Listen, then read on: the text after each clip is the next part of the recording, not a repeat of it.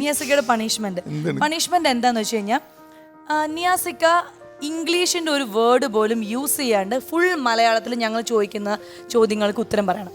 ചേച്ചി നമ്മൾ മാക്സിമം എന്തെങ്കിലുമൊക്കെ ക്വസ്റ്റ്യൻസ് കൊടുത്തുകൊണ്ടിരിക്കണം കേട്ടോ. റെഡി? ഇവിടെ നടുക്കിലേക്ക് ഇടുന്നോളൂ. ഇംഗ്ലീഷ് സംസാരിച്ച് ഒരു വേർഡെങ്കിലും ഇംഗ്ലീഷ് ആയി കഴിഞ്ഞാൽ ഉടനെ പാട്ട് പ്ലേ ചെയ്യും, അതിന് ഡാൻസ് ചെയ്യണം. അപ്പൊ റെഡി? നിയാസിക്ക റെഡി ആയിട്ട് നിൽക്കണം. റെഡി അല്ലേ? ഓക്കെ. അപ്പം നിയാസിക്ക എങ്ങനെയാണ് കൊച്ചിയിൽ നിന്ന് ഇങ്ങോട്ടേക്ക് വന്നത്, ട്രിവാൻഡ്രത്തേക്ക് വന്നത് എങ്ങനെയാണ്? ഞാൻ ബൈ റോഡാണോ ഫ്ലൈറ്റ് ആണോ എങ്ങനെയാ വന്നത്? ഞാൻ പാതയിലൂടെ വന്നു. പാതയിലൂടെയോ? അതെ, പാതയിലൂടെ. പാതയിലൂടെ വെച്ചാ പാത എന്ന് പറഞ്ഞാൽ നമ്മളുടെ ഇങ്ങനെ വഴി. അതിലെങ്ങനെ വന്നു? അതിൽ ഞാൻ വന്നത് വണ്ടിയിൽ വന്നു. ഏത് വണ്ടിയില്? ഇത് ഏത് കളർ? ഇതാണ് ഇഷ്ടം? ഏത്? കറുപ്പ്. കറുപ്പ് വസ്ത്രം.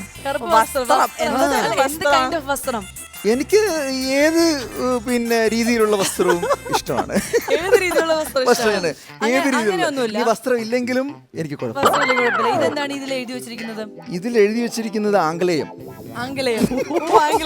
ആംഗലേയത്തിന്റെ എന്താണ് ഈ ഇങ്ങനെ പ്രിന്റിന് എന്തോ പേര് പറയൂലോ, എന്താണത്?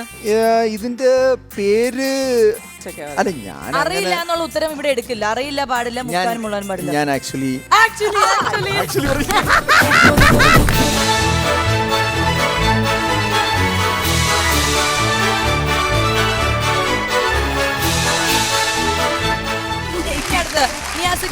നിയാസിക്കയുടെ ഇഷ്ടപ്പെട്ട സിനിമകൾ ഏതൊക്കെയാണ്? ഒരുപാട്. മുക്കാനും മൂടാനും പാടില്ല, അതൊന്നും നമ്മൾ തോക്കുന്നു. ഇഷ്ടപ്പെട്ട സിനിമകൾ വേഗം പറ. ഒരുപാടുണ്ട്.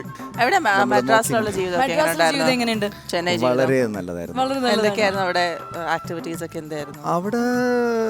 രാവിലെ എഴുന്നേറ്റ് കഴിഞ്ഞാൽ എല്ലാരും കഴിക്കുന്ന പോലെ ഭക്ഷണം കഴിക്കും, കുളിക്കും, പിന്നെ ശുചിമുറിയിൽ പോയിട്ട് രാവിലെയുള്ള കാര്യങ്ങളൊക്കെ ചെയ്യും. കോളേജ് ഏത് കോളേജിലാണ് പഠിച്ചേ? അവിടെ പഠിച്ച കോളേജിന്റെ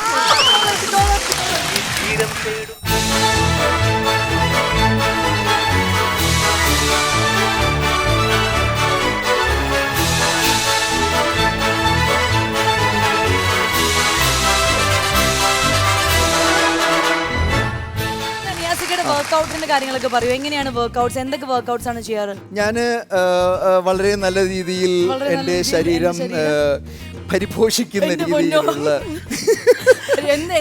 വ്യായാമങ്ങൾ ഞാൻ ചെയ്യാറുണ്ട്. അതെന്താണ്? എന്തൊക്കെയാണ്?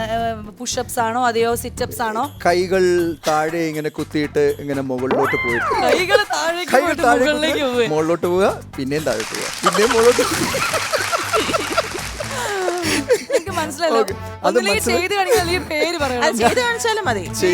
ചെയ്ത് കൊറോണ കാരണം ഞാൻ ഇവിടെ. മലയാളം ഇല്ലല്ലേ? ഇല്ല, കൊറോണ ഇംഗ്ലീഷ് വാക്കാ. ശരി, അപ്പൊ വേറെ ചെയ്യാം. അതായത് നിലത്ത് മുട്ടാത്ത വേറെ എന്ത് എക്സസൈസ് ചെയ്യാം? വേറെ എക്സസൈസ് ചെയ്യാം. എക്സസൈസ്